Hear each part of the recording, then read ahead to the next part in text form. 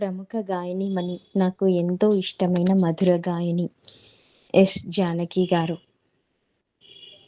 పరమపదించారని తెలుపుటకు చాలా విషాదకరంగా ఉంది. అమ్మకి అశ్రునివాళితో నీవు పాడే పాట వినిపించు నీడి వేళ నీలి మేఘాలలో.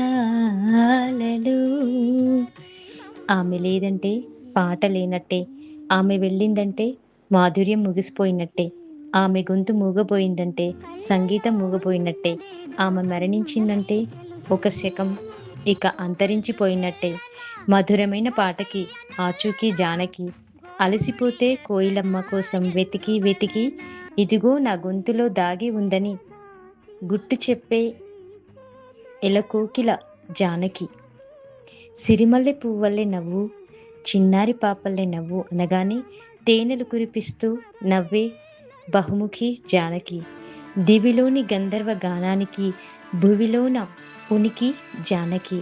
స్వరాలను నాట్యమాడించే సరాగాల కేలి జానకి. ఈ దుర్యోధన దుశ్శాసన దుర్నినీతి లోకంలో అంటూ నిప్పులు కురిపించిన చెకుముకి జానకి.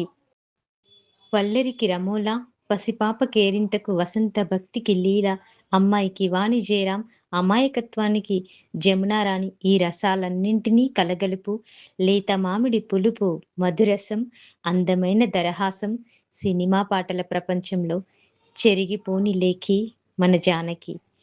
నీ నవ్వు, నీ పాట, నీ శృతి, నీ లయ, నీ గానం, నీ గాత్రం, నువ్వు వెళ్ళినా నిరంతరం మాతోనే.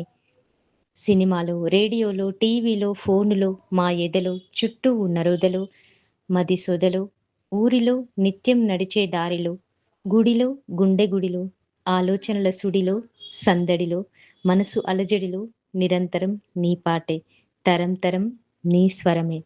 మధుర గాయని జానకి ఇది నా అక్షర నివాళి. Nightingale of South India. నార్త్తో పోలిస్తే చాలా కష్టమైన పాటలు పాడిన అరుదైన గాయని. తన 6 దశాబ్దాల కెరీర్లో ఆమె పలు భారతీయ మరియు విదేశీ భాషల్లో దాదాపు 48,000 పాటలను రికార్డు చేసి తరతరాల సినీ తారలకు ఒక దిగ్గజ గాత్రంగా నిలిచారు. ప్రముఖ దక్షిణ భారత నేపథ్య గాయని జానకి అనారోగ్య సమస్యలతో పోరాడుతూ 88 ఏళ్ల వయసులో మైసూరులో కన్నుమూశారు. దక్షిణ భారత కోకిలగా పేరుగాంచిన ఆమె 6 దశాబ్దాలకు పైగా సాగిన తన విశిష్టమైన కెరీర్లో పలు భారతీయ భాషల్లో వేలాది అపురూపమైన పాటలను రికార్డ్ చేశారు. తరచుగా ఆప్యాయంగా జానకమ్మ అని పిలువబడే ఆమె ఇళయరాజా మరియు ఎంఎస్ విశ్వనాథన్ వంటి దిగ్గజ సంగీత దర్శకులతో కలిసి తమిళ్, తెలుగు, మలయాళ మరియు కన్నడ చిత్రసీమలను శాసించిన ఒక ప్రఖ్యాత గాయని. ఆమె మరణం భారతీయ సినీ సంగీతంలో ఒక చిరస్మరణీయ శకానికి ముగింపు పలికింది.